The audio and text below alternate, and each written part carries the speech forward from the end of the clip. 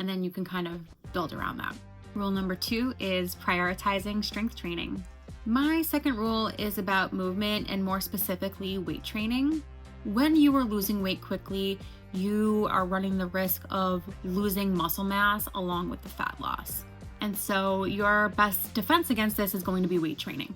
And you don't need a gym, right? We can do this with body weight exercises, with resistance bands. We can do this with light dumbbells at home. What you're gonna aim for is training 2 to 3 times a week to make sure that you're maintaining and growing that muscle group. Rule number 3 is embracing the imperfect day. And this is crucial for your mindset. This whole weight loss journey, I know journey is so overly used, but it really is, because it is a journey. It's not about perfection. It's going to be day in and day out, you trying to adjust your lifestyle to something that you probably haven't done before, and you need to give yourself a little grace. That means that not making it an all or nothing approach.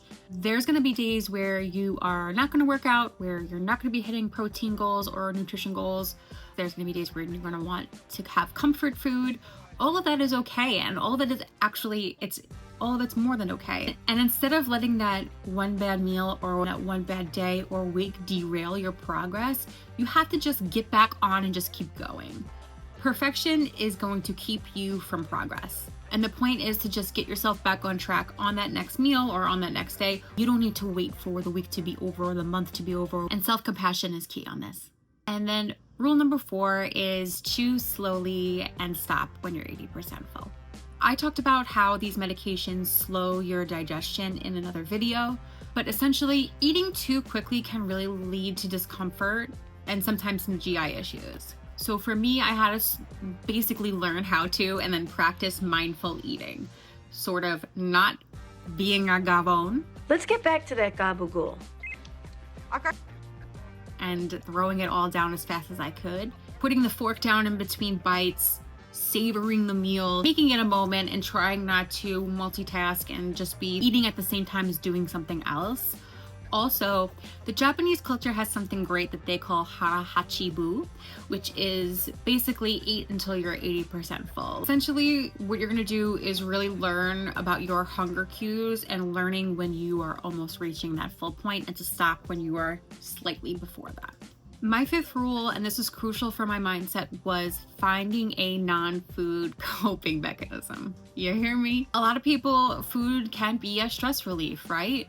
And these medications can quiet that food noise. However, they don't necessarily erase the underlying feelings of why we might be turning to food in the first place.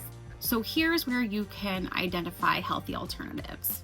Things like going out for a gentle walk in nature, journaling, talking to a friend, doing some light stretching, listening to your favorite music. Stack a bunch of things up in your head so that you can go to it when you need something to comfort you. You can fall back on these healthy alternatives. Rule number 6 is carry electrolytes.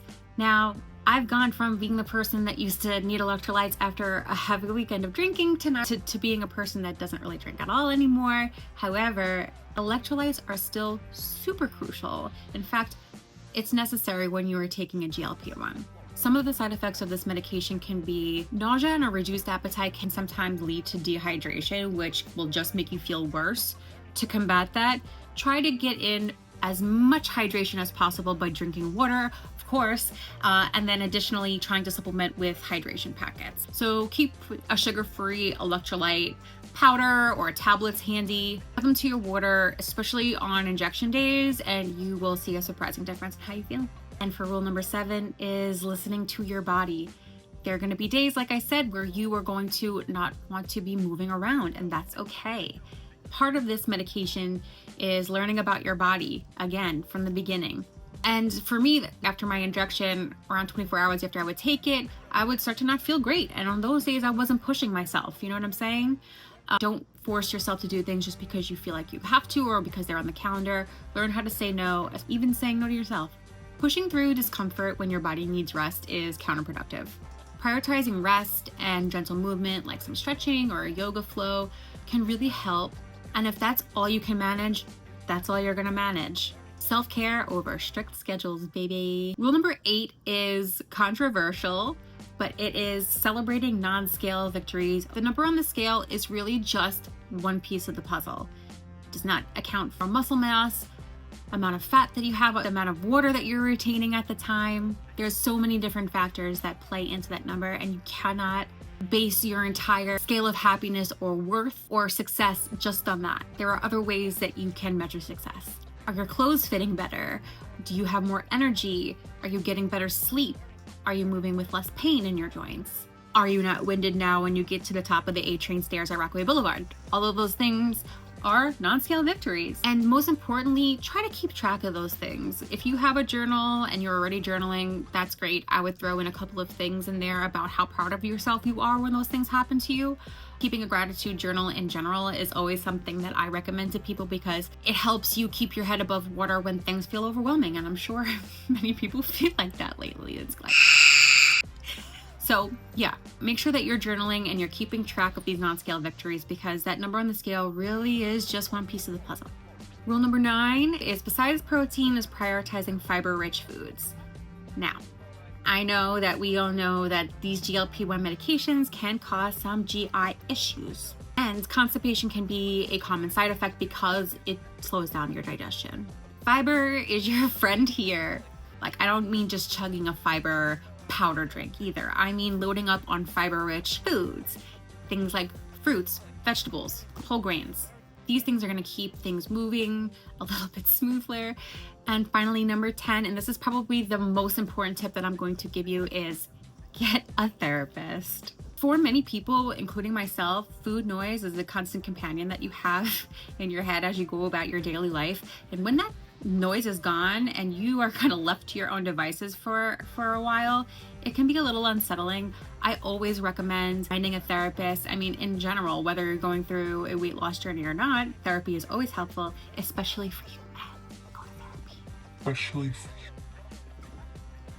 you. Therapists can provide a really valuable space for you to talk through your emotions. You can address any underlying eating patterns that you're starting to notice, and overall just help you build a better relationship with food. This is definitely a journey that could benefit from that type of support. Trust me, my therapist, me and my girl, we go way back and she's heard it all. It's important to have support when you're going through a big change like this. So there you have it, my 10 simple rules for navigating your GLP-1 journey. I hope this was helpful, and I hope this takes away some of the overwhelming feelings that you might have about taking these kinds of medications. Remember, this is your journey, and it is more than okay to do this imperfectly. If you found these tips helpful, please hit the like button and subscribe for more content just like this. But I want to hear from you guys in the comments. What's your number 1 rule for success on GLP-1s? I want to hear it. Thanks so much for watching. I'll see you next time. Bye.